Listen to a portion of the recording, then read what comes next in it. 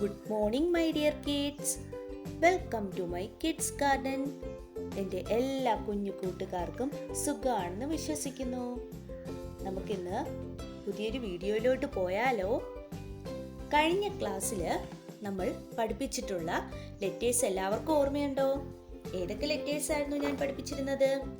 I, J, K. ഇത്രയും letters ആയിരുന്നു നമ്മൾ കഴിഞ്ഞ ക്ലാസ്സിൽ പഠിച്ചിരുന്നത്.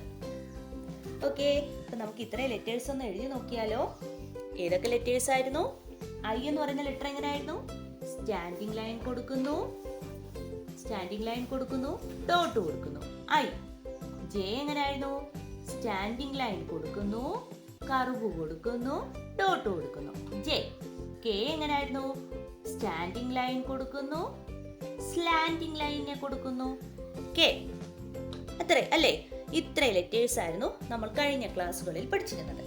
ഇന്ന് നമ്മൾ പഠിക്കാൻ പോകുന്ന ലെറ്റർ ആണ് എല്. എൽ എന്ന് പറയുന്ന ലെറ്റർ എങ്ങനെ എഴുതുന്നേ നോക്കിയാലോ? നമ്മുടെ സ്മോൾ ലെറ്റർ എല്ലിനെ എഴുതാൻ എളുപ്പമാണ്, സിമ്പിളാണ്. എന്താ? സ്റ്റാൻഡിങ് ലൈൻ മാത്രം കൊടുത്താൽ മതി, എല്ലായി. എളുപ്പമല്ലേ? എങ്ങനെയാണ്? സ്റ്റാൻഡിങ് ലൈൻ മാത്രം കൊടുക്കുക, എൽ. കണ്ടോ?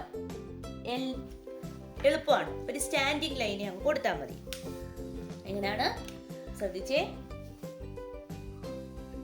Standing line, standing line. Okay ആണോ? എന്നിട്ട് നമ്മൾ ഡോട്ടിന് മേലിൽ കൂടെ നമുക്ക് വരച്ചു കൊടുക്കാം. Standing line, standing line, L. എളുപ്പമല്ലേ? എല്ല് വേറെ ഒരു സ്റ്റാൻഡിങ് ലൈനെ കൊടുത്താൽ എല്ലായി. സിമ്പിളാണ്. ഇനി നമുക്ക് ഫോർ ലൈൻ എഴുതുന്നത് നോക്കാം. അതിനെ പ്രത്യേകിച്ച് നിങ്ങൾക്ക് പറഞ്ഞു തരാൻ ഒന്നുമില്ല, ഒരു സ്റ്റാൻഡിങ് ലൈൻ മാത്രം കൊടുത്താൽ മതി, അപ്പം എല്ലാം. ഓക്കെ ആണോ? ഇനി നമുക്ക് ഫോർ ലൈൻ എഴുതി നോക്കാം. അപ്പൊ നമ്മുടെ എല്ലിനെ നമുക്ക് എങ്ങനെ ഫോർ ലൈൻ എഴുതുന്നതെന്ന് നോക്കിയാലോ? നമ്മുടെ ഈ ത്രീ ലൈൻസ് എടുത്ത് വേണം എഴുതാൻ. ഓക്കെ അല്ലേ? എന്നിട്ട് എന്താണ് ഞാൻ പറഞ്ഞേ? സ്മോൾ ലെറ്റർ എൽ എങ്ങനെയാണെന്ന് എഴുതുന്നതെന്ന് പറഞ്ഞേ? സിമ്പിൾ ആയിട്ടുള്ളതാണ്.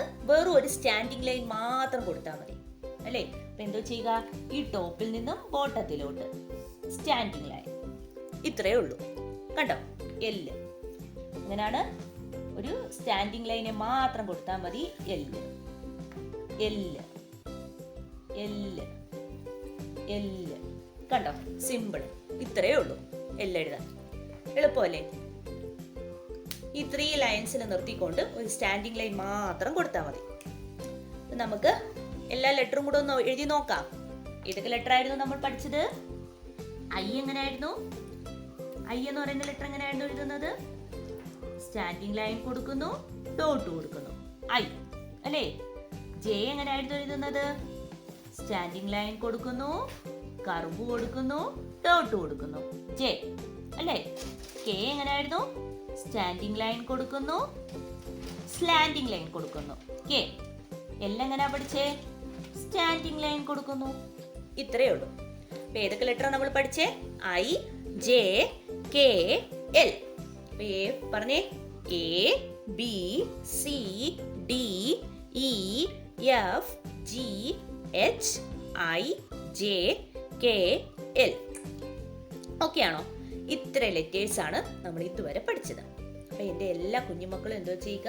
നല്ലതുപോലെ എ ടു എൽ വരെ സ്മോൾ ലെറ്റേഴ്സ് എഴുതി പഠിക്കണം.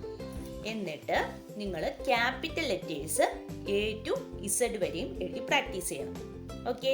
രണ്ടും നല്ല വൃത്തിയായി എഴുതി പ്രാക്ടീസ് ചെയ്യുക. മറന്നു പോകരുത്. അങ്ങനെ എഴുതി അല്ലെങ്കിൽ നിങ്ങൾ മറന്നു. സ്മോൾ ലെറ്റർ എഴുതപ്പം ക്യാപിറ്റൽ മറന്നു. Okay?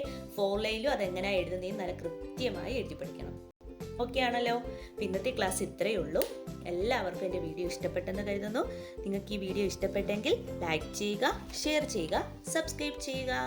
Okay, bye. Thank you.